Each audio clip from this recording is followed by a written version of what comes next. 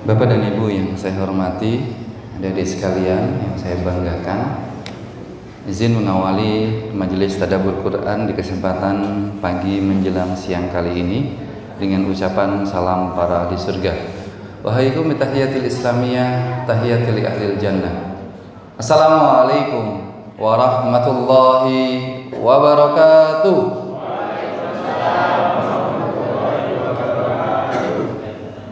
Bersama-sama sareng-sareng mengawali dengan kalimat Alhamdulillahirabbil alamin. Alhamdulillahi bi ni'matihi tatimmus shalihat. Walhamdulillahi ala kulli hal. Walhamdulillahi ala kulli ni'mah. Walhamdulillahi ala kulli sihah. Walhamdulillahi ala kulli afiyah. Walhamdulillahi ala kulli ibadah. Walhamdulillahi ala kulli ta'ah. Wassalatu wassalamu ala sayyidil mursalin imamul abidin nabiyinal karim Muhammad sallallahu alaihi wasallam wa ala alihi wa ashabihi ajmain, amma ba'd. Bapak dan Ibu, cukup lama saya tidak bermajelis bersama dengan panjenengan. Sudah hampir 4 tahun kayaknya Pak ya. 4 bulan, lebih tepatnya 4 bulan. Ya, di antara beberapa agenda-agenda itu ternyata memang bertabrakan. Tapi prinsipnya saya itu Bapak Ibu kalau sudah punya jadwal kajian misalnya, lalu kemudian saya tidak bisa hadir di kajian itu, maka saya tidak sedang memiliki jadwal yang lain yang itu sama kajian. Jadi kalau saya nggak bisa hadir di sini karena sebuah urusan, itu bukan karena ada jadwal kajian yang lain. Soalnya kalau saya misalnya sudah rutin di sini, lalu saya tidak hadir di sini karena saya menerima jadwal kajian yang lain, itu berarti saya menduakan IKD Mojokerto. Dan saya tidak melakukan itu karena selama 3 bulan ini kok ya pas 1 Ramadan saya memang tidak bisa hadir karena memang tidak ada agenda keluar kota. Yang kedua, Syawal kok ya pas bertepatan halal bihalal keluarga besar orang tua saya itu di rumah orang tua, maka saya membantu orang tua. Yang ketiga, pas juga ada agenda keluarga ke Malang, waktu itu ngantar orang tua. Jadi mohon maaf, qadarullah baru bisa sekarang. Ibu, diduakan itu sakit apa senang? Saya nanyanya Ibu Pak. Karena biasanya pelaku yang menduakan itu bapak-bapak, subjeknya bapak, objeknya ibu. Maka karena saya tahu filosofi itu, maka saya tidak akan menduakan IKD Mojokerto.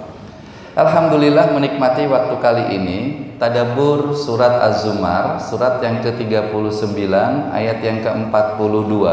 Saya awali dengan pertanyaan. Kenikmatan-kenikmatan kita bermajelis ilmu itu banyak Bapak Ibu. Sebagaimana kenikmatan yang tadi sudah saya tunjukkan, insya Allah kita bisa mendapatkan pahala surga. Kita bisa menikmati taman-taman surga.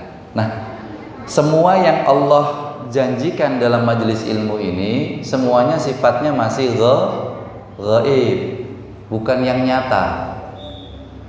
Kira-kira banyakan mana? Jamaah ini kan banyak ini. Kira-kira banyakan mana yang hadir ketika IKD Kota Mojokerto menjanjikan barang siapa yang bermajelis ilmu akan mendapatkan pahala surga, mendapatkan pahala haji, akan menikmati taman-taman surga, akan menikmati ketenangan, akan mendapati penjagaan dari para malaikat. Atau panjenengan lebih memilih saat IKD Kota Mojokerto menjanjikan barang siapa yang hadir dalam majelis tadabbur Quran akan mendapatkan per orangnya 500.000. Kira-kira yang mana Pak yang akan bikin rame?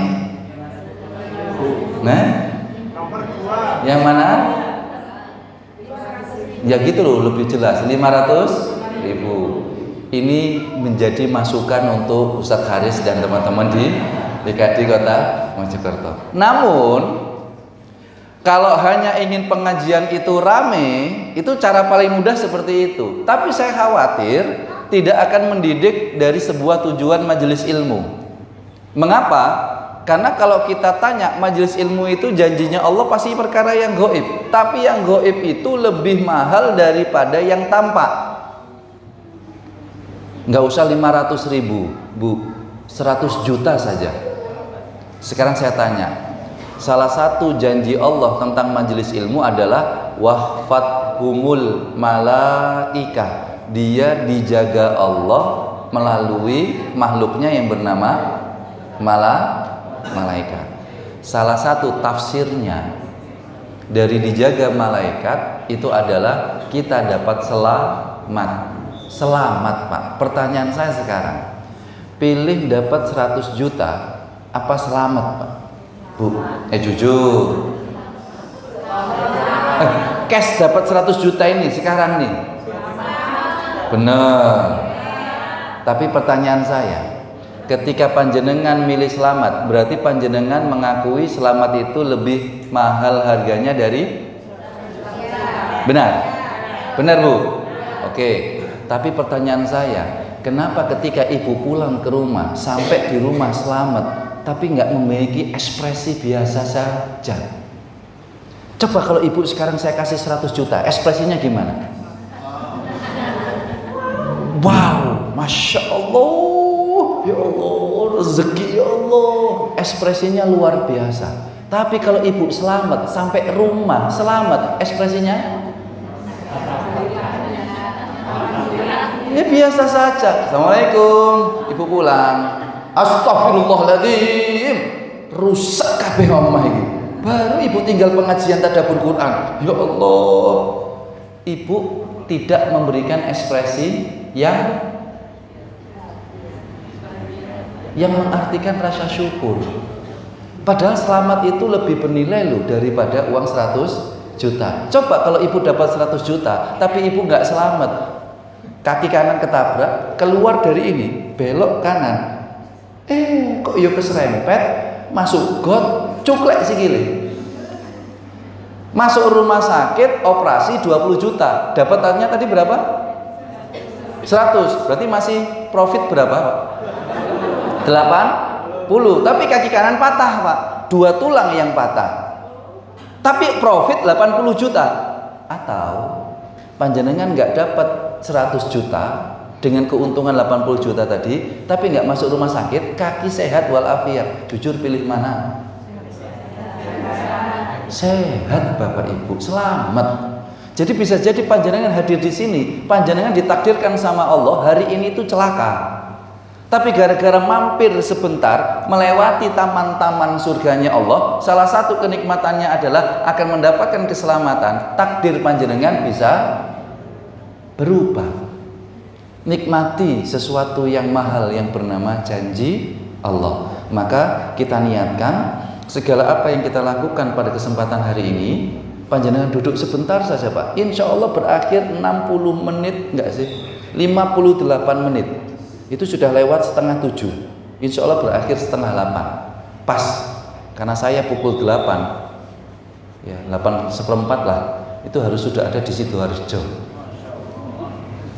Karena yang minta keluarga. Kalau sudah keluarga itu saya nggak bisa nolak. Makanya kok rodok ngebut. Makanya saya awali tadi keselamatan, supaya ngilingkan bukan panjenengan, saya, supaya selamat nantinya. Maka kita minta sama Allah, apapun yang kita lakukan dan kita niatkan kali ini, semoga semua janji Allah terkait majelis ilmu bisa kita nikmati. Maka kita awali dengan sebuah doa. Mohon diikuti satu doa dari Rasulullah SAW. Bismillahirrahmanirrahim. Allahumma inni as'aluka ilman nafi'an wa rizqan thayyiban wa amalan mutaqabbalan. Amin ya rabbal alamin. Bapak dan Ibu, kenapa kok tema kita ini tidak melanjutkan tadabbur surat Yusuf? Saya menyampaikan ke Ustaz Haris, Ustaz, sementara ini pertemuan ini temanya beda dulu ya, nggak melanjutkan surat Yusuf. Karena ada sebuah pesan, karena sudah kurang lebih 4 bulan ini keberadaan saya ini kan tidak ada di Mojokerto. Sampai ada yang mengatakan, salah satu jamaah di sini ketemu sama saya di Surabaya, Ustadz, ada jamaah yang kangen sama Ustadz. Dalam hati saya, wih, sopo ini? Biasanya kalau orang kangen itu karena lama nggak bertemu. Pertanyaan saya, pertemuan apa yang paling lama membuat menjadi penyebab tidak adanya pertemuan, Pak? Cerdas Ibu. Karena saya ini seakan-akan mati sudah 4 bulan yang lalu. Di sini saya hidup lagi. Nah, karena kita hidup, maka kita akan membincangkan tentang mati. Mohon maaf, temanya memang memahami pesan tidur, tapi memahaminya saya ganti menikmati pesan tidur. Kata kuncinya di mana? Di baris kedua. Apa itu? Mati. Nah, materi ini sebenarnya ditujukan bagi mereka yang usianya 40 tahun ke atas. Menurut surat Al-Ahqaf, 40 tahun ke atas. 40, 50, 60, 70, ya kalau ada 80. Jadi bagi mereka yang usianya di bawah 40, gak cocok ikut majelis ini. Tapi karena ada kata tidur, di mana semua orang itu tidur, maka kita bahas untuk siapapun juga. Bapak dan Ibu, surat Az-Zumar, surat yang ke-39, ayat yang ke-42. Kita akan berbicara tentang sebuah pesan tidur. Masih ingat? Sesuatu yang sifatnya dalil itu artinya ketersampaian pesan. Sering saya sampaikan, Bapak Ibu, Al-Quran itu nggak cukup dengan terjemahan, namun difahami pesannya. Sebagaimana kalimat itu belum tahu kita apa pesannya. Contoh, Bapak Ibu tahu suratnya hafal, lisan ini tuh fasih mengucapkan satu surat yang panjenengan semuanya ngefans sama surat ini. Surat apa itu? Al-Ikhlas. Ada lagi? Al-Fatihah. Apa lagi? Cuma 2 tok loh. Dari semua Al-Quran ini cuma 2 tok. Ya Allah ya Rabbi. Apa lagi? Masya Allah, Al-Qadar. Rotok mulai sombong ini sekarang ya. Awalnya cuma Al-Ikhlas, Al-Fatihah, ditantang titik Al-Qadar, nanti surat An-Nisa gitu. Yang memang kita suka semuanya lah. Yasin. Anak-anak kecil nggak suka, Bu. Kalau anak kecil gak gelem maca Yasin. Kenapa? Karena pas maca dalile, bacalah untuk kematian surat Yasin. Karena ibu-ibu memang rodok seneng, soalnya sudah tanda-tandanya memang ya. Al-Kausar, masuk akal, hanya 3 ayat. Seneng adik-adik juga, ibu seneng, bapak seneng. Satu lagi Pak, An-Nas. Pertanyaan saya, An-Nas, panjenengan ketika membaca Qul a'udzu birabbin nas, panjenengan tahu terjemahannya toh, tapi nggak tahu pesannya Pak. Apa terjemahannya? Qul, katakanlah, a'udzu, aku berlindung, birabbin nas, Tuhannya semua. Itu terjemahan, belum pesan. Padahal yang paling penting dari kalimat, mau itu ayat Al-Quran ataupun kalimat yang lain, paling penting dari sebuah kalimat adalah pesan. Kalau kita salah memahami pesan, bisa jadi orang yang ngomong, orang yang menyampaikan itu akan marah karena ucapannya tidak dipahami pesannya. Tuh tanya ibu-ibu. Ibu, maaf, kalau ibu ngomong ke bapak, Pak, wis pikiran dewe, itu pesannya apa Pak? Halo Bapak, kalau istri ngomong, sudah Pak, Bapak pikirkan sendiri. Pertanyaan saya, apa pesannya Pak? Halo? Ayo. Wis sakarepmu, kurang tepat. Pasrah. Itu salah satunya, Pak. Loh ya, saya tes ya. Coba kita tes. Bapak Ibu memahami pesan nggak? Nanti minta tolong divalidasi ya Bu, dipastikan Bapak ini paham nggak omongannya Ibu ya. Tolong, ini saya cek. Bapak, sekarang kalau saya nanya ke panjenengan, saat Ibu bilang kalimat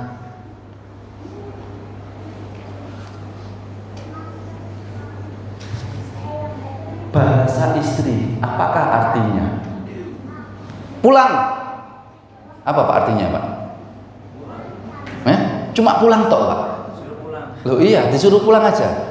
Bu, kenapa Bu? Kalau Ibu bilang, Pak, nanti cek mancing, wes 6 jam gak mulai-mulai, pulang. Nah itu apa? Artinya pulang.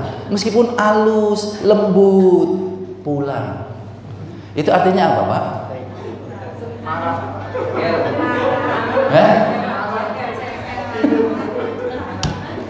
Artinya Pak, satu, kita harus pulang saat itu juga. Dua, kalau bisa secepatnya. Yang ketiga, kalau tidak akan ada malapetaka yang mengenai kita Pak.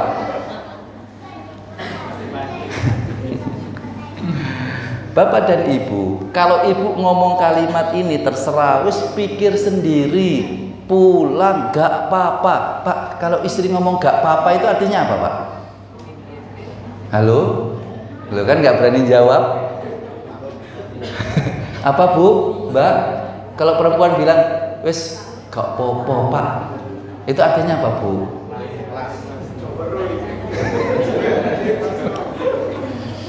Bapak dan Ibu, maka kenapa saya katakan memahami dan menikmati pesan? Karena yang paling penting itu pesannya. Masih ingat contohnya? Kalau ibu bilang sama suami, Pak, aku tak pengajian tadabbur Quran dulu di IKD ya. Engko nek turun udan, deloken jemurane. Lalu suaminya memahami kalimatnya sesuai teks, deloken. Maka turun hujan, apa yang dilakukan suami Pak? Delok. Teles iku, teles iki Allah. Teles kok ya coba ngomong delok to bojoku iki. Istri pulang, jemuran basah, nanya, "Papa tidur?" "Enggak." "Tahu kalau hujan?" "Tahu." "Loh kenapa jemurannya gak dientas?" Apa jawaban para suami, Pak? Loh kan cuma disuruh ngelihat, gak disuruh ngambil. Cuma pertanyaan saya, apa perasaannya istri Bu? Jengkel. Kenapa? Pesannya tidak dipahami suami.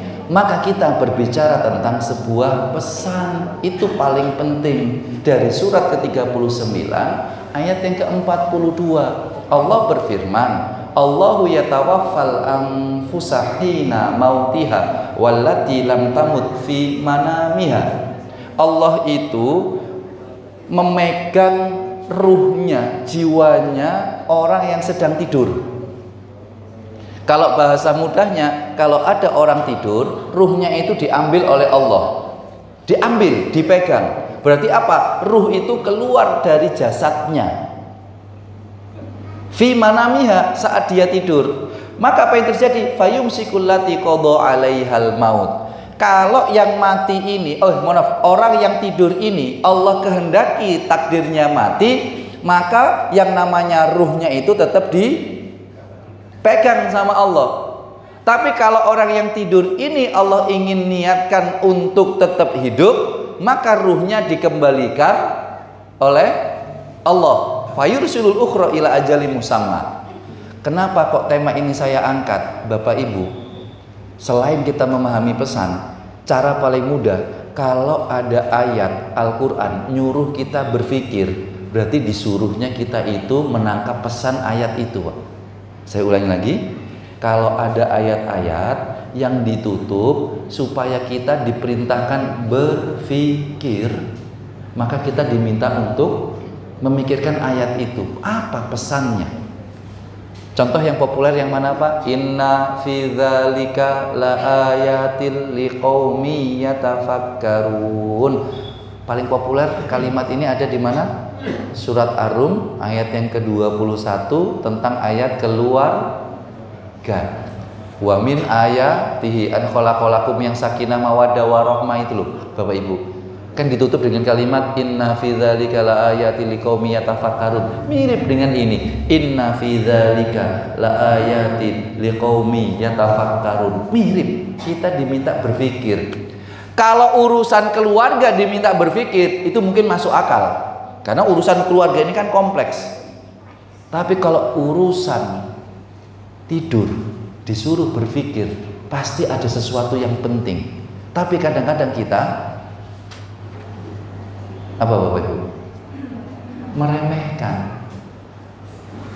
Nemplek, apa ya kata istri saya itu, sekali nemplek bantal langsung hilang, goib lah. Habis nempel bantal, celing hilang. Langsung nemplek bantal langsung tidur. Itu lupa dengan apa-apa yang perlu kita persiapkan. Karena tidur bukan sebatas tidur yang dikatakan istirahat. Saya ulangi lagi, tidur itu bukan hanya sekedar istirahat. Saya buktikan. Sebelum kita lanjutkan, saya tegaskan lagi ayat ini. Bapak Ibu, kita tidur.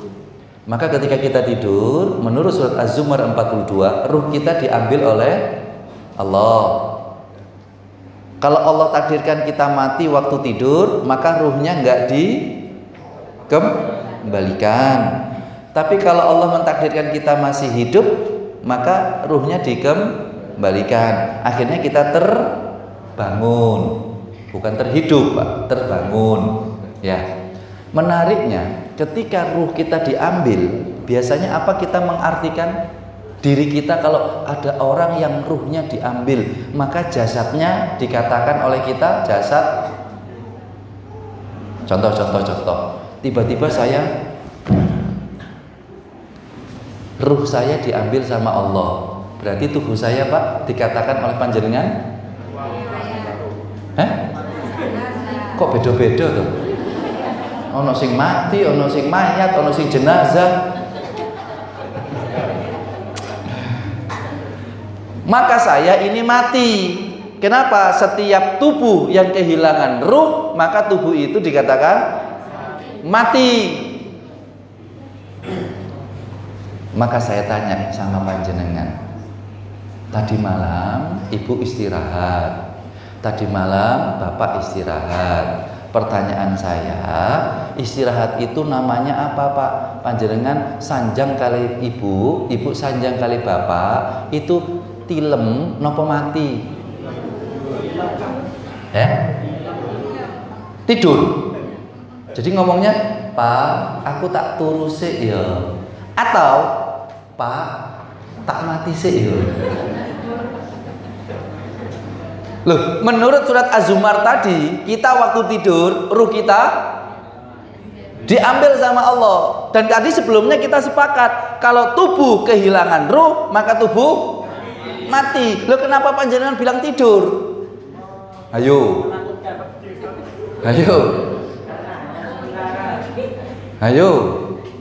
Saya ulangi lagi, kalau tubuh kehilangan ruh, mati. Tidur menurut surat Az-Zumar, tubuh kehilangan ruh. Berarti panjenengan tadi malam istirahatnya itu namanya tetap maksa turu.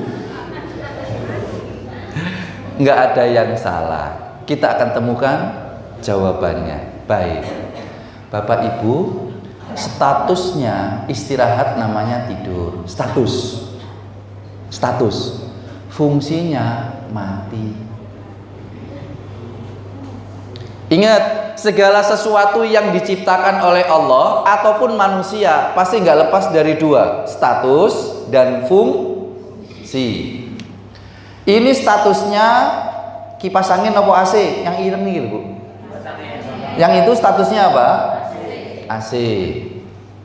Berarti status itu pasti beda, jelas definisinya. Ini kipas angin, itu AC. Ini nggak mungkin mau disamakan.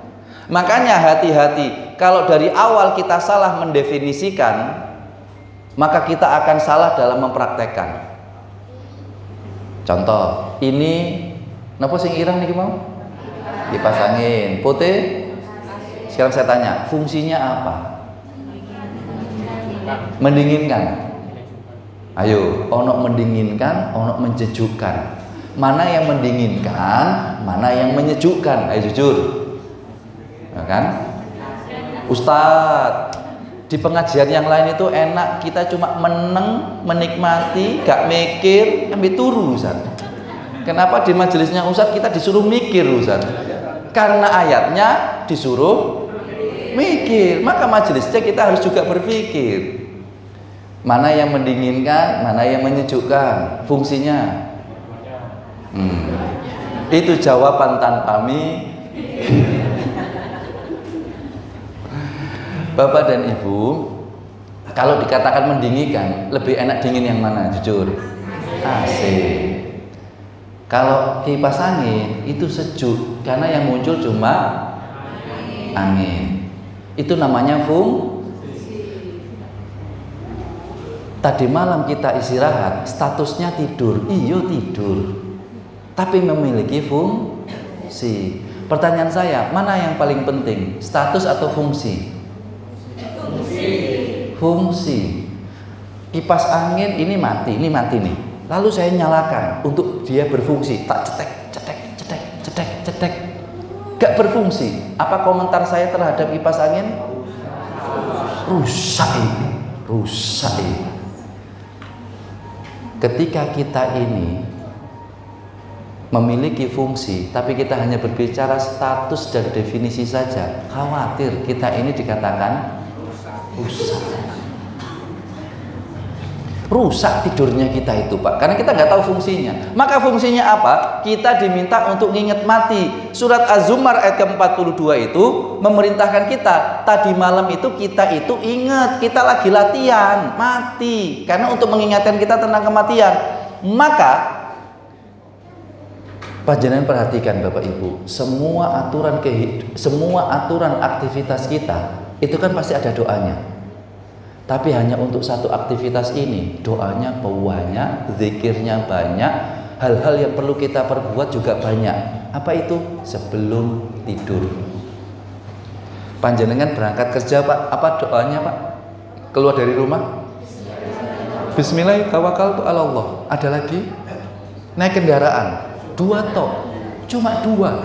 Ada zikirnya Bu? Nggak ada. Ada amalan yang harus dilakukan sebelum kerja, itu adalah ini. Aktivitas apapun Pak, yang paling banyak aturannya, doa dan zikir dan perbuatan yang harus kita siapkan hanya sebelum tidur. Kalau panjenengan mau, nanti saya kasihkan bukunya. Saya membuat rangkuman amalan-amalan sebelum tidur, doa-doa, zikir-zikir sebelum tidur. Itu saya praktekkan seumur hidup baru sekali. Loh, ngenyek ketawanya. Seumur hidup kok sekali Ustaz, kayak aku bolak-balik Ustaz. Itu pun saya sempat mengamalkan Pak, full keseluruhan Bapak-bapak. Itu waktu saya di Jakarta, waktu nginep di hotel, punya kesempatan tinggal sendirian. Nggak ada anak-anak, nggak ada istri. Jadi pas sampai di hotel, dalam hati saya, cek jam 8, ono kesempatan ini nyoba-nyoba mengamalkan zikir sebelum tidur. Tahu Pak, berakhir pukul berapa durasinya? 1 jam 15 menit.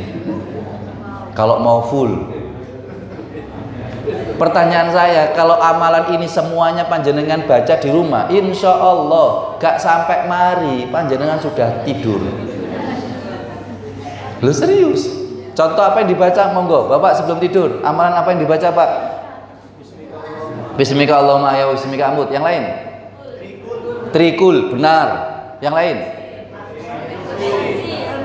Al-Mulk, benar. Satu lagi suratnya As-Sajdah. Ditambah lagi ayat kursi, ditambah lagi zikir-zikir yang lain. Belum lagi nanti harus membersihkan kamar kasur di blek-blek. Kemudian nanti kita harus ini. 1 jam 1/4. Duh, serius Bapak Ibu. Makanya kalau ditanya, Ustaz sudah berapa kali selama hidup ini sampai detik ini? Baru sekali. Soalnya kalau di rumah gak nutut Pak. Kalau gak keganggu anak, ketiduran. Saya nggak ngomong ganggu istri juga ya, ketiduran. Maka saya ulangi lagi, kita nanti malam istirahatnya itu statusnya status tidur, fungsinya mengingat mati. Kenapa? Adik-adik yang Ustadz banggakan, Dek tahu parkur, olahraga parkur ya. Adik yang pakai baju coklat, apa parkur itu, Dek? Berdiri, Dek, berdiri. Door press, Dek, door press untuk adik. Berdiri, jawabnya berdiri. Jangan googling loh ya. Parkur itu tahu, Dek, olahraga parkur. Apa, Dek? Apa? Karena adik berdiri, adik menyeimbangkan tubuh. Ya, tak bener no, Dek. Ya. Adik nanti dapat hadiah dari Ustadz, tapi bukan dari door prize. Ya, door prize masih ada 3 ya. Nanti adik dapat hadiah dari Ustadz. Parkur tahu ya Bapak Ibu? Apa? Dek apa, Dek? Adik Putri yang depan. Apa, Dek? Parkur itu, Dek, olahraga parkur. Ya saya tahu kok, nggak ada perempuan kok yang ingin main parkur kok. Pasti laki-laki. Bener, Mas? Apa, Mas, parkur itu, Mas? Ya, Anda.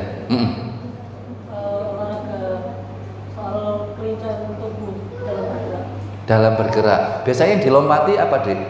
Hewan apa manusia atau gedung? Gedung. Bapak Ibu pernah lihat orang lompat-lompat gedung, video-video di Instagram dan sebagainya. Maaf, panjenengan ketika melihat orang kayak gitu, panjenengan merinding apa mboten? Merinding. Takut kita. Tapi kenapa dia tidak takut? Ilmunya? Bukan. Karena dia sudah latihan bolak-balik. Suatu yang sifatnya latihan menjadi kebiasaan dan akhirnya tidak takut. Pertanyaan saya, berapa lama dia latihan, Pak, kira-kira? Berapa ratus kali latihan? Sebut. Berapa kali latihan itu, berapa ratus, berapa ribu kali? Sebut, monggo. 100 kali. Ada yang berani lagi? 10.000 jam. Oke, pakai 10.000 jam. Saya nanya, panjenengan latihan mati melalui tidur sehari sekali saja. Hitungannya sehari sekali aja. Setahun 365 hari. Berarti setahun panjenengan sudah latihan 365. Plus kalikan usia panjenengan 50. Berarti panjenengan sudah latihan 365 kali 50, Pak. Terus kali 10 aja 3.000 kali lagi tambah lagi sampai 50. Berarti panjenengan ini pemain profesional loh, dalam urusan latihan menghadapi kematian. Ini baru Bapak Ibu, belum adik-adik. Adik-adik ini lebih pro. Kenapa? Sehari latihannya 2 kali. Mari subuh turu meneh. Bapak cuma ibu malam toh. Anak-anak kita 2 kali latihan matinya sehari. Berarti mereka ini lebih pro. Lah pertanyaan saya, kalau mereka habis latihan gitu lamanya, lalu mereka berani menghadapi gedung-gedung yang tinggi, berarti seharusnya kita berani menghadapi. Loh, kok gak berani jawab?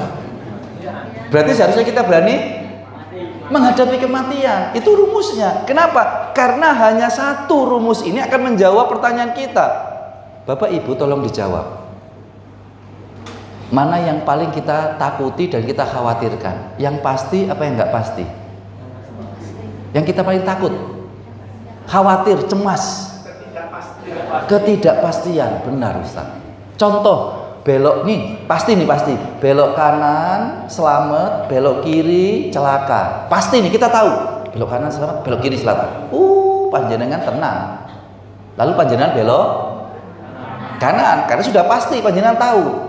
Tapi ketika kita tidak tahu, tidak pasti, kanan sing selamat apa celoko, kiri ki selamat apa celoko, maka panjenengan ketika disuruh milih ragu-ragu, khawatir, cemas. Kita biasanya rumus kehidupannya khawatir sama yang belum pasti. Pertanyaan saya, mana yang pasti? Kematian apa modal mati? Yang pasti. Kematian pasti. Nah, ngapain kita takut? Mati. Kan tadi kan rumusnya yang pasti kita nggak khawatir, yang nggak pasti kita khawatir. Kematian itu pasti, yang nggak pasti modal kematian. Maka yang pertama Bapak Ibu nanti malam, latihan mengfungsikan tidur. Ibu ngomong sama bapak, Pak, tak mati dulu ya.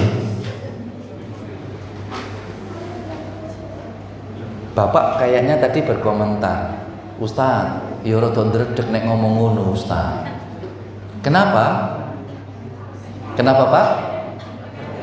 Karena ucapan adalah doa. Lah kok nek bablas, Ustaz? Bapak Ibu, kan aneh. Panjenengan ngomong sama suami atau anak tidur. Tapi beberapa saat kemudian panjenengan ngomong sama Allah mati. Saya ulangi lagi nggih. Panjenengan tadi malam ngomong sama istri atau suami atau anak tidur. Tapi beberapa detik kemudian panjenengan ngomongnya mati sama Allah.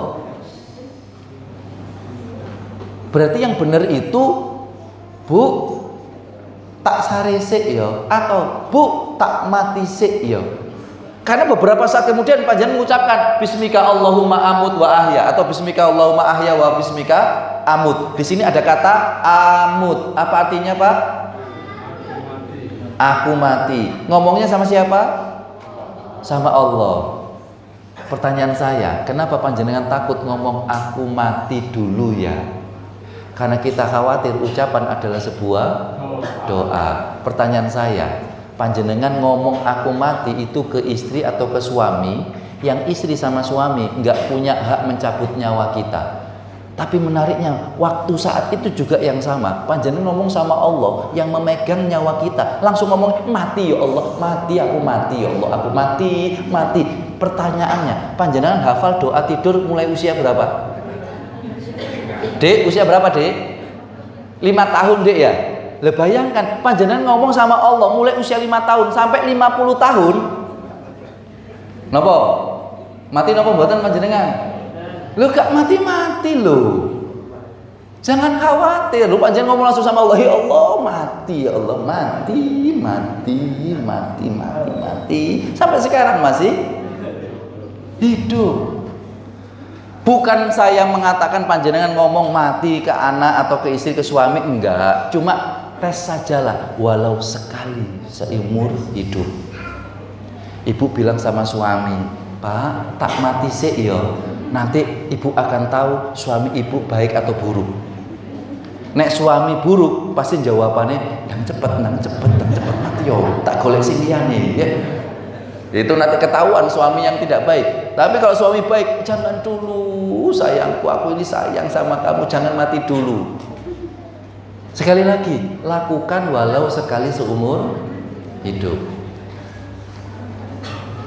Bapak dan Ibu yang saya hormati, surat Az-Zumar ayat yang ke-42 menceritakan tentang apa tadi, Pak? Orang yang saat tidur ruhnya dicabut.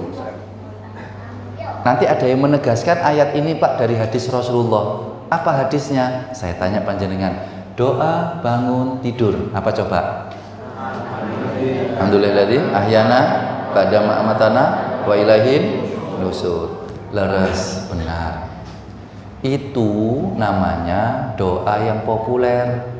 Tapi ada doa bangun tidur yang tidak populer. Bunyinya adalah Alhamdulillahilladzi afani fi badani wa radda alayya ruhi wa adzina bi dzikri. Coba lihat kalimat yang kedua, wa radda alayya ruhi.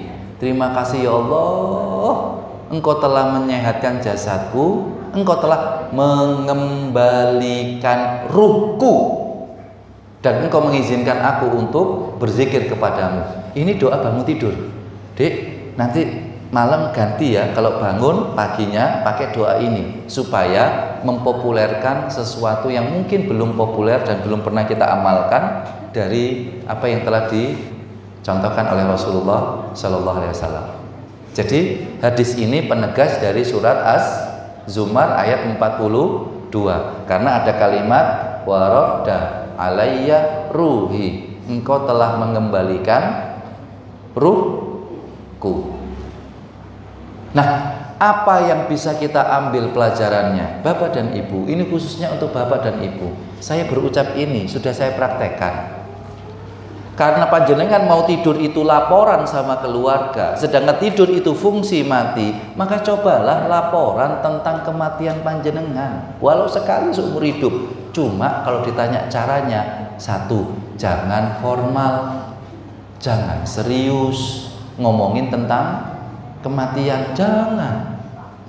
Wahai anak-anakku semuanya, ayo kumpul semuanya ya, kumpul.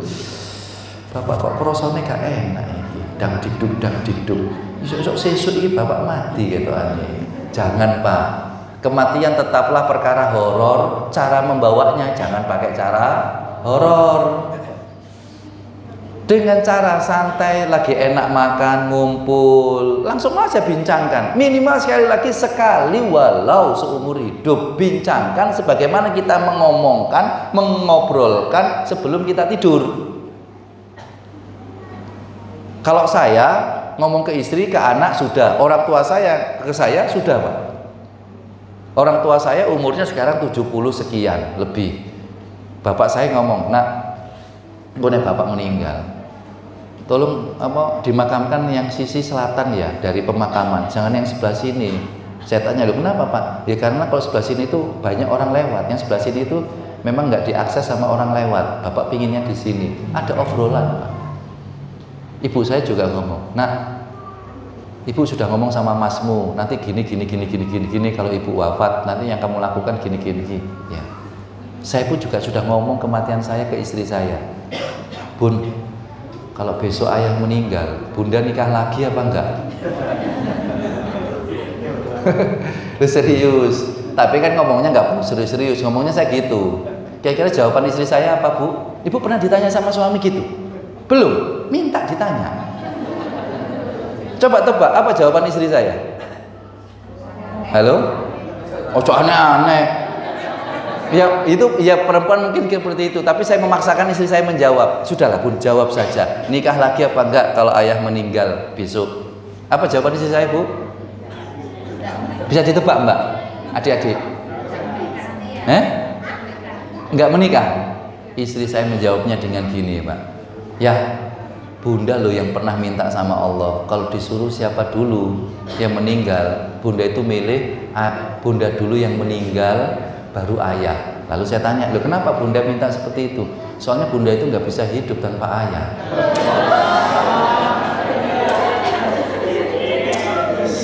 Pokoknya Bu Wiwit beli lombok rawit, so sweet.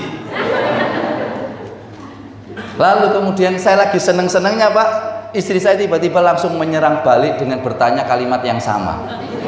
Ya, sekarang ganti nanya, kan bunda tadi minta sama Allah bunda dulu yang wafat. Nah, kalau bunda besok wafat nih, ayah nikah lagi apa enggak? Pak, tolong jawab. Tenang Bu, kita lihat jawabannya bapak-bapak ya. Kalau suaminya ibu apa? Monggo Pak, ditebak. Maksudnya tebak jawaban saya. Monggo, Bapak.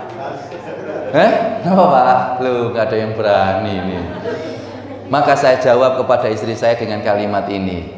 Kalimat saya ini Pak belum saya patenkan, jadi bisa panjenengan contoh, monggo. Saya jawab kepada istrinya gini, Bun, nggak usah bertanya pertanyaan yang sudah pasti jawabannya. Nggak usah bertanya pertanyaan yang sudah pasti jawabannya. Wis. Apa jawabannya? Masih kepo kan apa jawabannya? Ya itu kok jawaban saya kepada istri saya. Yang kedua, saya ngomong sama anak saya yang masih SMP. Tapi waktu itu dia masih SD. Bapak Ibu, saya ngomong sama Allah, ya Allah, saya minta diwafatkan dalam kondisi saya berdakwah. Terserah apapun itu kondisinya, pokoknya pas saya berdakwah. Saya minta sama Allah gitu Pak. Berarti Bapak Ibu, penyebab kematian saya berarti apa? Dakwah. Bapak Ibu, dengarkan rumus kehidupan ini. Al-Quran sendiri yang berbicara. Anak tidak pernah akan benci sama bapak ibunya apapun yang pernah dilakukan kesalahan orang tua. Nggak akan pernah benci, Pak. Mau itu orang tuanya durhaka, orang tuanya salah, pokoknya anak ujung-ujungnya nggak akan pernah membenci orang tuanya. Karena ada ikatan syahwat. Zuyyina linnasi hubbus syahawatim minan nisa wal banin. Surat Ali Imran ayat ke-14 itu.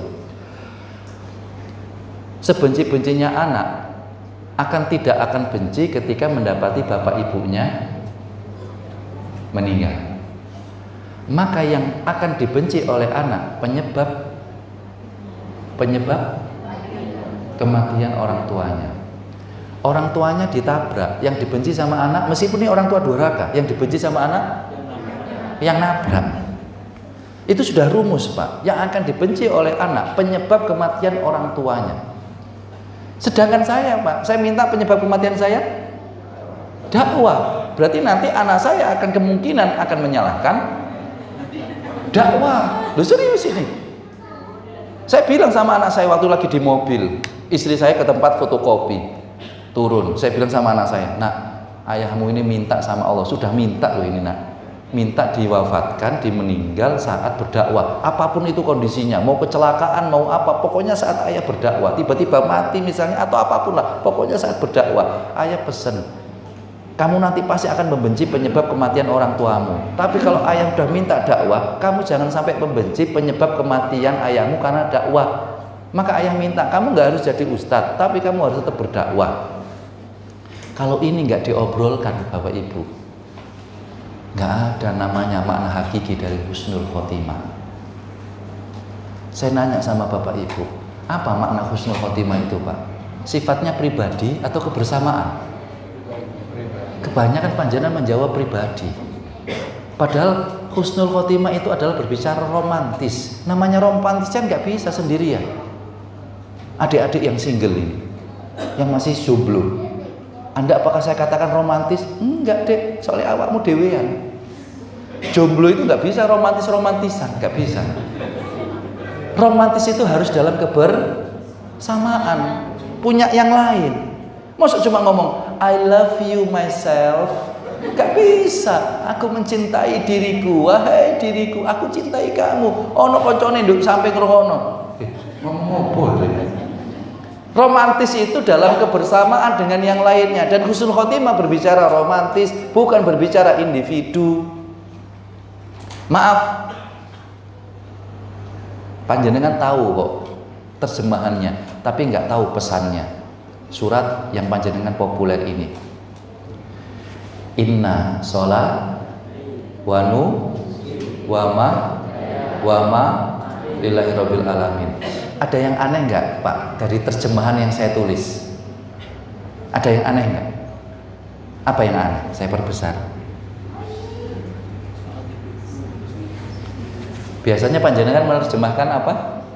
Sesungguhnya sholatku, ibadahku, terus hidupku dan matiku. Ada yang aneh? Yang berbeda? Ada kata saat. Saya tidak menyalahkan. Arti sesungguhnya hidupku, matiku itu benar. Tapi lebih benar lagi kalau ditambah kata saat. Sesungguhnya saat hidupku dan saat matiku itu lillahi rabbil alamin. Harus ada kata saat. Kenapa? Panjenengan yang hafal yang bisa bahasa Arab. Nah, siapa yang bisa dapat door prize. Hidupku. Hidup bahasa Arabnya angkat tangan dulu. Hidup bahasa Arabnya apa, Dek? Ibu? Hayatun, hidup. Hidupku hayati. Ada namanya Bu Hayati. Door prize yang kedua. Door prize yang pertama beliau. Door prize yang kedua ada namanya Bu Hayati. Ojo ngaku-ngaku loh, Bu. Nanti saya minta KTP. Oke, Ibu yang pertama. Tapi di sini ayatnya apa?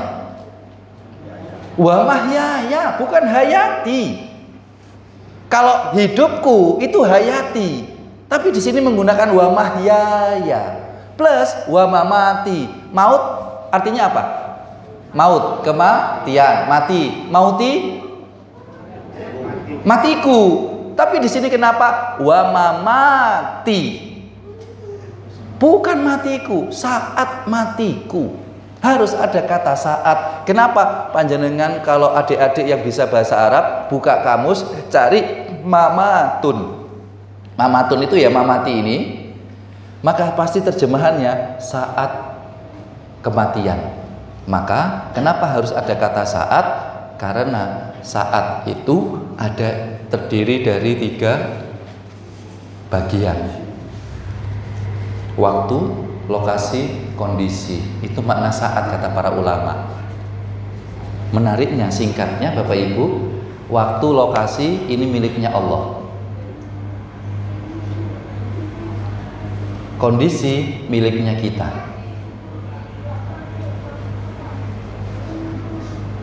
Dan yang tertinggi yang mana Pak? Menentukan husnul khotimah kita yang mana? Mana? Waktu, lokasi apa kondisi? Paling penting ini topnya itu yang kondisi. Kita buktikan. Ada orang meninggal waktunya malam Jumat dini hari lah, jam 2 malam. Panjenengan yang hidup mengomentari si mayit itu dengan husnuzon apa suuzon? Jujur. Husnuzon. Masya Allah mas mati sampai niku kok ya enak toh, kok ya pas dino Jumat. Rasulullah bersabda, "Ma min muslim mata fi lailatil jum'ah awil jum'ati faqad idku minan nar." Orang muslim meninggalnya malam Jumat, apakah hari Jumat, maka dia itu ada memiliki kesempatan terbebas dari sisa neraka. Waktu, Pak. Tapi waktu, Bu, dikalahkan oleh lokasi pengaruhnya. Apa itu? Ada orang meninggal hari Jumat jam 2 dini hari, tapi meninggalnya lokasinya di klub night, bukan ya? Night club. Di mana? Lokasinya lebih tepatnya di ruang VVVIP night club. Ayo jujur, panjenengan yang menemukan jenazah suuzon apa husnuzon? Suuzon. Astagfirullah, bro, mas, mbak, matimu api dinone waktune Jumat dini hari, tapi kok yo lokasine naik klub, ruang VIP lagi. Berarti waktu dikalahkan oleh lokasi. Lokasi meskipun itu baik, waktu baik akan dikalahkan oleh kondisi. Apa itu? Ada orang meninggal hari Jumat dini hari, lokasinya di masjid, tapi aroma tubuhnya busuk sekali. Bikin kita mual. Pokoknya gak enak belas kondisinya. Maaf, panjenengan husnuzon apa suuzon? Suuzon Pak kita. Sudah bawaan. Karena itu juga salah satu tanda su'ul khotimah. Maka waktunya baik, lokasinya baik, tapi kalau kondisinya baik, itu bisa jadi tanda su'ul khotimah. Dan menariknya, yang paling tinggi menentukan yang mana? Kondisi. Dan kondisi itu milik kita.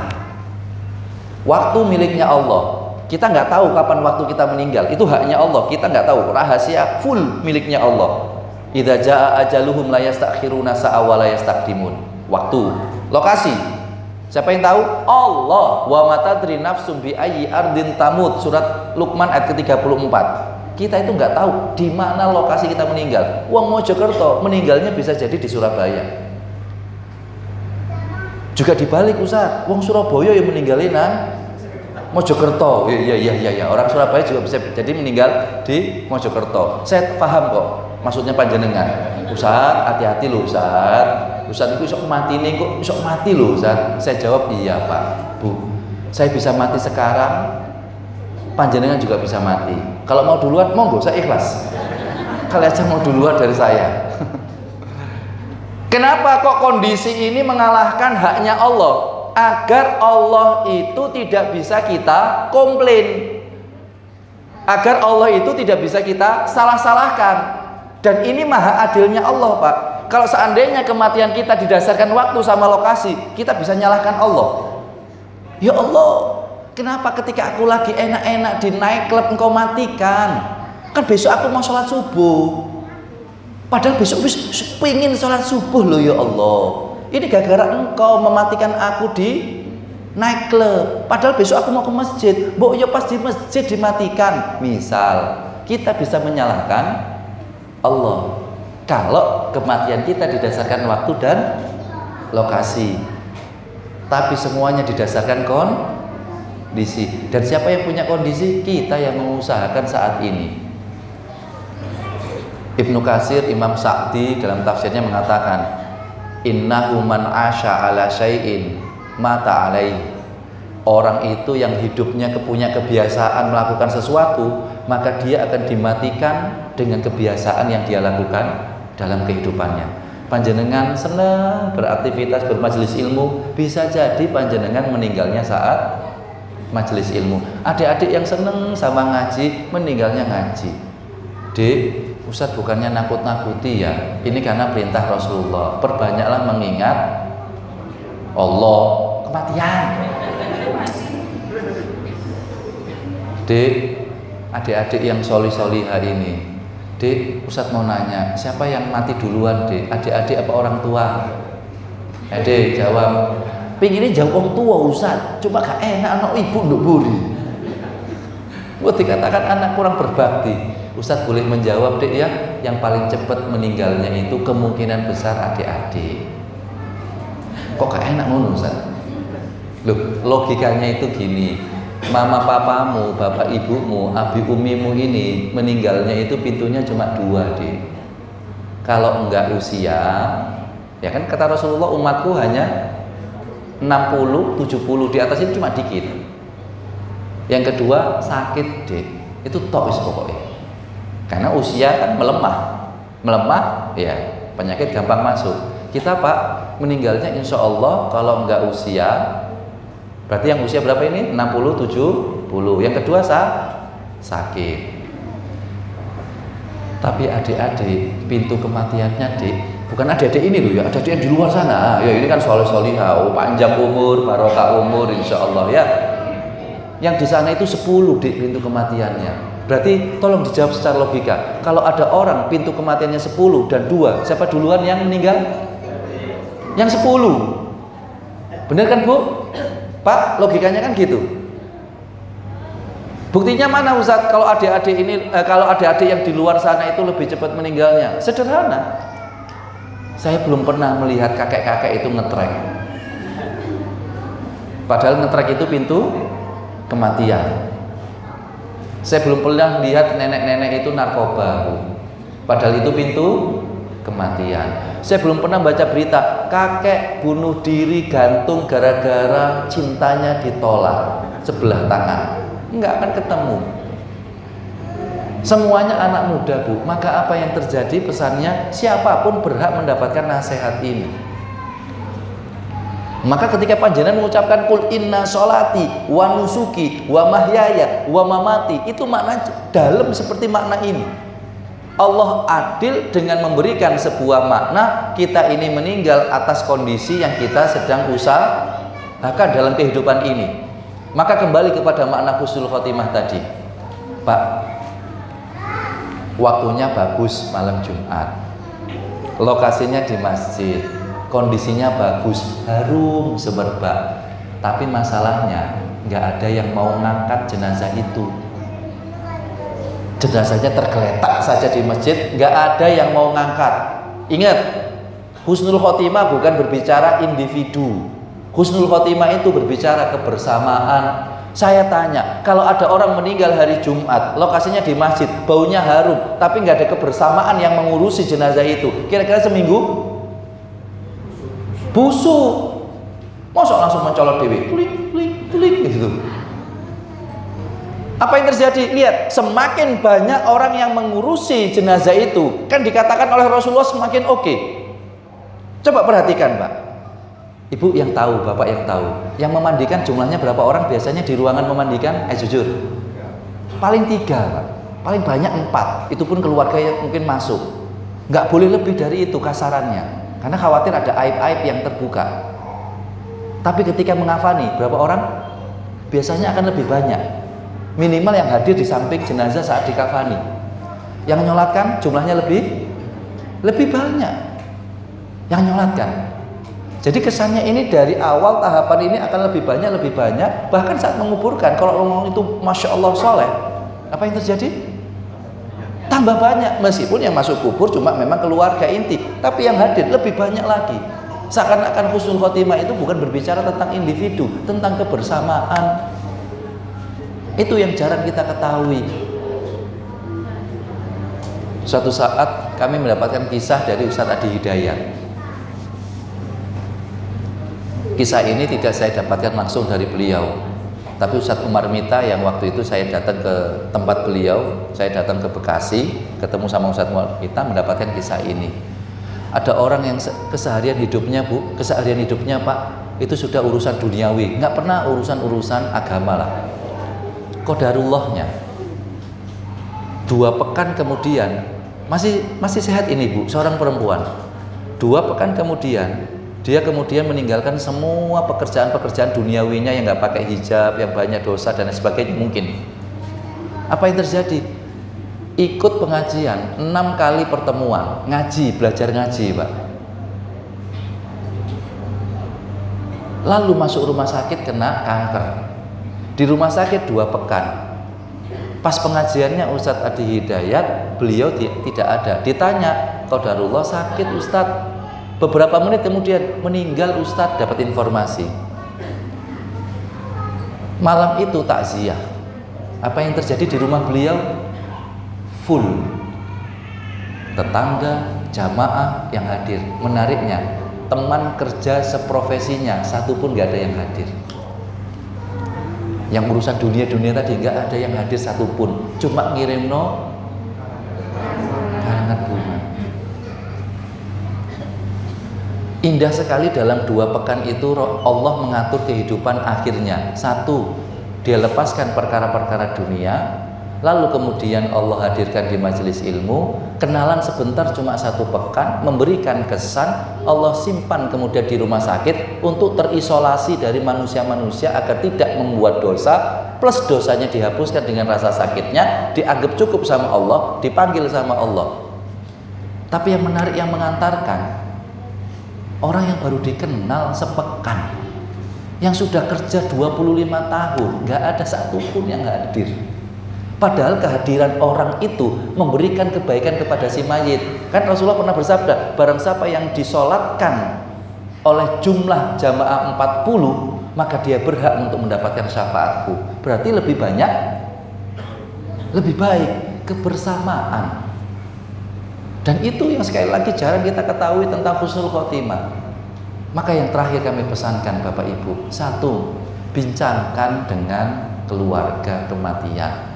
Tapi saya tidak memaksakan, kalau nggak siap nggak apa-apa, nggak harus kok Pak. Filosofinya dari kita ngomongin tentang mau tidur, sedangkan tidur itu fungsinya mengingat kematian. Berarti kalau kita ngomong sama pasangan tentang tidur saja berani, maka seharusnya kita ngomong kepada keluarga kita tentang kematian. Tapi kalau nggak siap nggak masalah. Tapi yang terakhir, tetap bincangkan ini melalui tulisan Bapak Ibu, tulisan. Bapak ibu saya sudah mempraktekkan, bahkan langsung ngomong, bapak mertua sudah membuat tulisan, tapi belum dibincangkan. Istri saya tadi malam ngomong, ya tadi malam nggak sengaja ngelihat ada tulisannya bapak tentang kematian. Loh apa? Nggak sempet ditutup gitu. Berarti bapak ibu mertua saya sudah membuat tulisan meskipun belum membincangkan. Kalau bapak ibu saya sudah membincangkan. Nah, apa yang panjenengan lakukan? Bapak ibu, tuliskan apa yang perlu panjenengan tuliskan.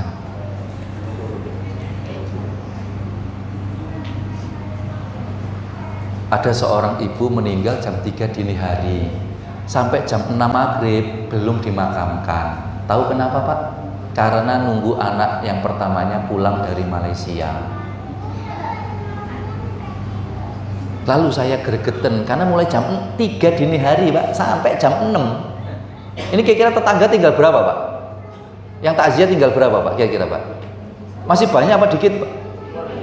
Sudah tinggal keluarganya toh. Mulai jam 3 dini hari tetangga rame, tapi lama-lama karena nggak dimakamkan keluarga pulang. Kenapa? Karena kakaknya maksa harus ketemu sama ibunya sebelum ibunya dimakamkan. Langsung saya teleponan masmu. Telepon, Mas, ini ibu sudah sekian jam belum dimakamkan. Setelah Isya kita makamkan jam 7. Jangan Pak Ustadz, tunggu saya, insya Allah saya sampai jam 10-an.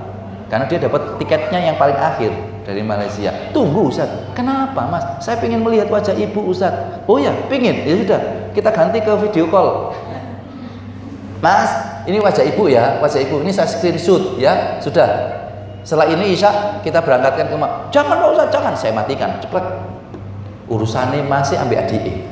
Saya kan lepas, duduk keluarganya. Apa yang terjadi? Kita makamkan karena tetangga tinggal 5 orang Pak. Sing ngusung 4, sisa 1 untuk cadangan. Malam-malam gregetan saya.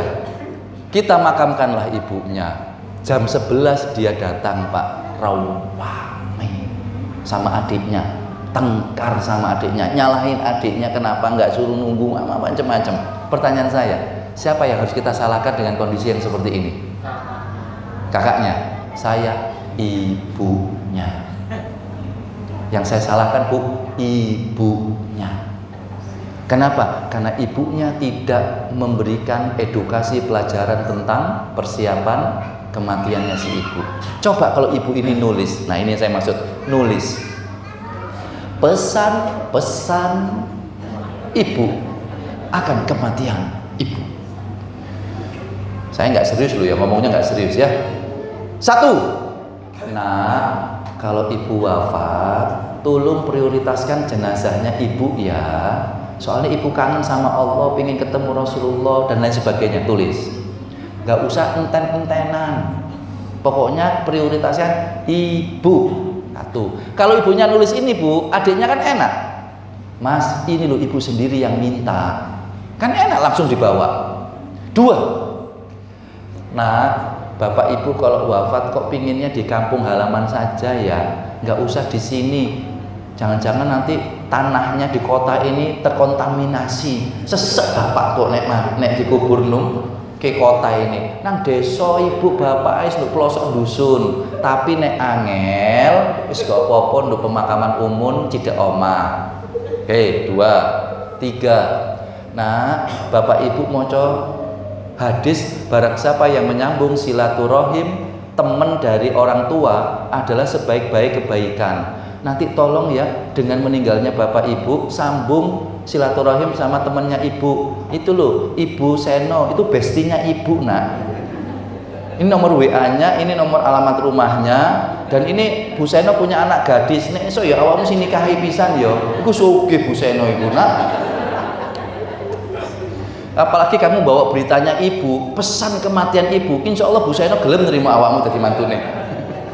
Tulis Pak, loh nyambung silaturahim untuk jariahnya.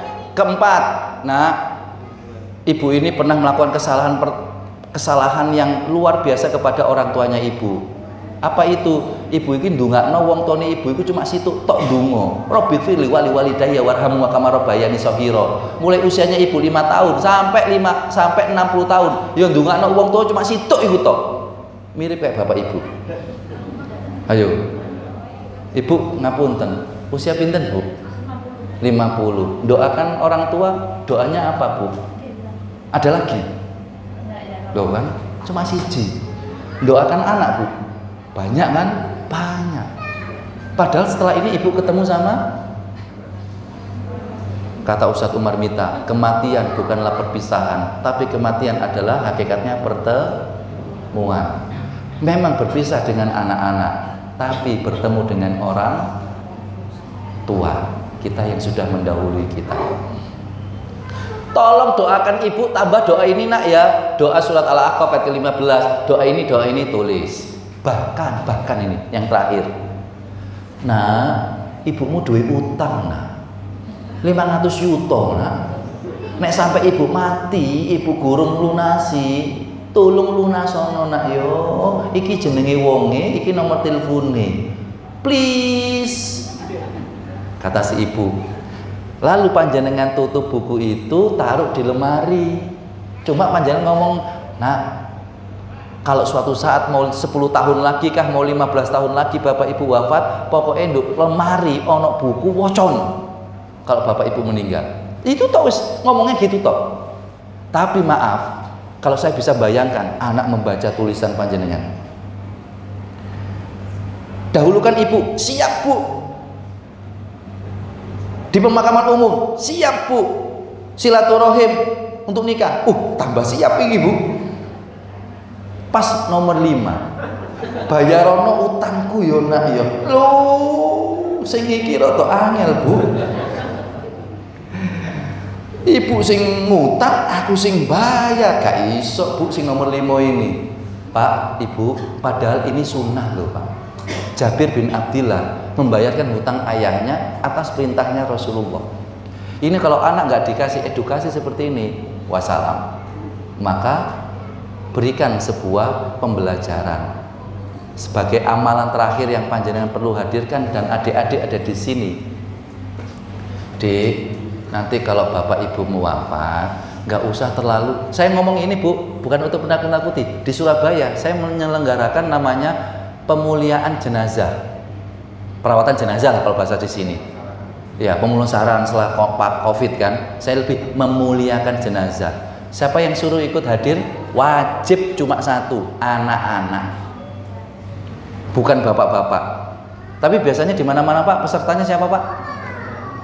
Bapak-bapak. Maka saya pasti guyoni, pak ngapain sampean hadir? Pingin belajar Ustaz. Ngapain? Supaya saya bisa menghafani. Bukan panjenengan yang ngafani, panjenengan yang makanya harus anak-anak zaman sekarang kok nggak tahu tentang urusan yang kayak gitu. Maka menjadi penutup di sini, dek, ada satu hadis yang jadi amalan serius Ustaz ngomongkan ini. Hadisnya itu berbunyi, man ahabba liqa Allah ahabballahu liqa'ah. Barang siapa yang senang ketemu Allah, maka Allah senang sama ketemu dengan hamba itu. Maka kalau nanti orang tua kalian sakaratul maut, jangan jujur-jujur ya. Kan kalau orang itu senang ketemu Allah, Allah senang ketemu itu dengan hamba itu, maka buat orang tuamu senang. Maka ketika orang tuamu sakaratul maut, tolong jangan jujur-jujur, meskipun bapak ibumu akeh dosane, tapi jangan berbicara dosa. Coba kalau kalian berbicara dosa, bu, pak, sampe ngarep mati lho pak, dosane sampai pakai lupa nang aku pak, ya Allah pak, istighfar, tobat pak, tobat. Insya Allah bapaknya tambah dredeg pak. Duh ya Allah, agak dosa ketemu Gusti Allah. Berarti kan muncul kebencian, nggak suka dengan kematian. Dan anak-anak zaman sekarang biasanya gitu. Saking polosnya, saking takutnya, plus jujurnya dalam hal wilayah proses kematian. Maka yang ada ucapkan cuma satu, Pak, rahmat Allah luas, ampunan Allah luas, kasih sayang Allah luas. Bapak nanti akan disambut sama Allah, disenangi sama Allah. Ini pokoknya positif, sehingga kita yang mau meninggal itu senang mendengarnya. Dan ini jarang diketahui oleh anak-anak. Biasanya anak-anak malah wedi nitip nonang Ustad, sini Ustad, sini. Talkin Ustad, talkin. Saya bilang, Mas, omonganmu ambil omonganku beda. Saya ini bukan keluarganya bapak si calon mayat, enggak. Beda nasab pak, beda sensasi, intonasi suara yang didengar. Saya ngomong kematian gini pak ke anak-anak, kata anak-anak setelah pulang bisa jadi, alah Ustaz, teori ngedabrus. Coba saya bayangkan, Dek, apa yang adik rasakan? Menjadi penutup benar kalimat saya, selain kita doa. Apa yang adik rasakan kalau Ustaz ngomong gini? Anak-anakku, adik-adik yang soleh-solihah, Ustadz bisa jadi hari ini mati. Saya yakin dalam hati, amin.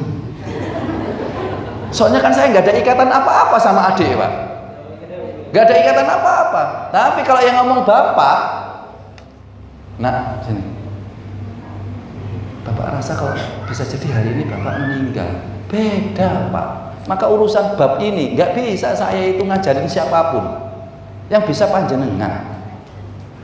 Maka berilah sebuah edukasi tentang kematian kita, mengambil tadabbur surat Az-Zumar ayat yang berapa tadi Pak? 42. Maka jangan lupa nanti malam ngomongnya apa Pak, Bu? Ngomongnya apa nanti malam? Tidur apa mati? Nah, itu terserah panjenengan saja ya. Baik, ini yang dapat kami sampaikan. Loh Ustaz, door prize-nya bagaimana? Lah ini dia. Door prize-nya ini saya berikan sama adik. Adik yang satu kan sudah dapat ya. Dek ya, Dek berdiri Dek, berdiri lagi Dek. Loh, ayo berdiri lagi. Dek, tuh berdiri. Masya Allah, gagah. Lihat sebelah sana Dek, belakang. Bapak-bapak belakang lihat yang paling depan. Dek, lihat depan. Pilih salah satu bapak yang dapat door prize, adik yang memilih. Kita berbicara takdir, Dik. Takdir orang tua ditentukan oleh anak. Oh, Pak, bayangkan. Jangan bersyukur. Pilih Dik salah satu, asal bukan bapaknya. Sudah kelihatan tanda-tanda. Ayo, pilih yang mana? Yang bapak-bapak yang mana? Pilih, tunjuk. Silakan. Tunjuk. Terserah. Ayo. Gak dapat hadiah dari Ustadz loh. Ayo tunjuk. Yang mana? Siapa? Tuh, maju, ditunjuk. Nanti Ustaz kasih hadiah, adik. Terus. Yang mana? Oh, MC. Makasih Dek ya. Itulah kita para orang tua. Kenapa mohon maaf Ustaz Haris, kenapa kok bagian door prize-nya nggak pada sesi pertanyaan atau sesi materi? Saya ingin mengajarkan kepada kita ini orang tua Pak, itu juga hidup kita ditentukan oleh anak kita. Apalagi dalam saat kita sudah mati, doa anak kita itu kita butuhkan karena bisa jadi menentukan kehidupan kita. Tinggal 2 lagi. Ibu-ibu sekarang pertanyaan. Untuk ibu 1, untuk adik-adik 1 jika berkenan. Pertanyaannya, apa makna dari kata wa mahyaya wa mamati di mana ada kata saat? Apa makna saat itu? Saat meninggal itu apa saja? Angkat tangan. Ya. Waktu, tempat dan kondisi. Oke. Adik yang di depan ini, ada yang mau door prize enggak? Ada yang mau door prize enggak? Bilang, saya mau door prize. Bilang, Dik. Oh, adik. Dek, kenapa Ustadz nyuruh gini? Sebagai perempuan, ya, nggak ada yang salah kalau maju terlebih dahulu, ngomong terlebih dahulu. Bu, aku pengen nikah. Nggak ada yang salah. Mas, aku tresno mbek awakmu. Mbok yo aku dinikahi. Nggak ada yang salah, Dek. Ya? Oke? Yang dapat door prize 1 ibu biru dongker, adik yang depan. Sama-sama Dek tadi? Siapa Dek? Itu gitu ya, itu. Sejenak kita berdoa kepada Allah, semoga keberkahan kita silaturahim bermajelis di kesempatan kali ini penuh dengan ridha Allah. Bismillahirrahmanirrahim. Alhamdulillah. Wassalatu wassalamu ala Rasulillah sallallahu alaihi wasallam. Hamdan na'imin, hamdan syakirin, hamdan yuafi ni'mah wa kafi mazidah. Ya Rabbana lakal hamdu kama yanbaghi li jalali wajhil karim wa 'azim sultanik.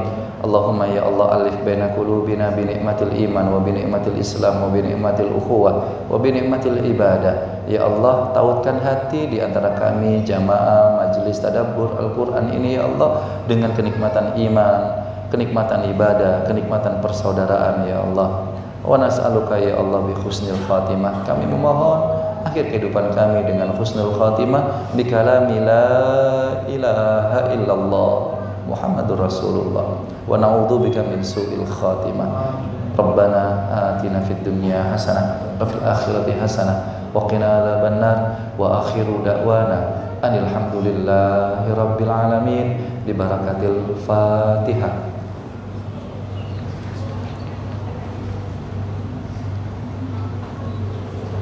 Amin ya rabbal alamin. Kita akhiri dengan istighfar 3 kali. Astaghfirullahaladzim, astaghfirullahaladzim, astaghfirullahaladzim. Saya Heru Kusumadi, mohon maaf lahir batin. Wassalamualaikum warahmatullahi wabarakatuh.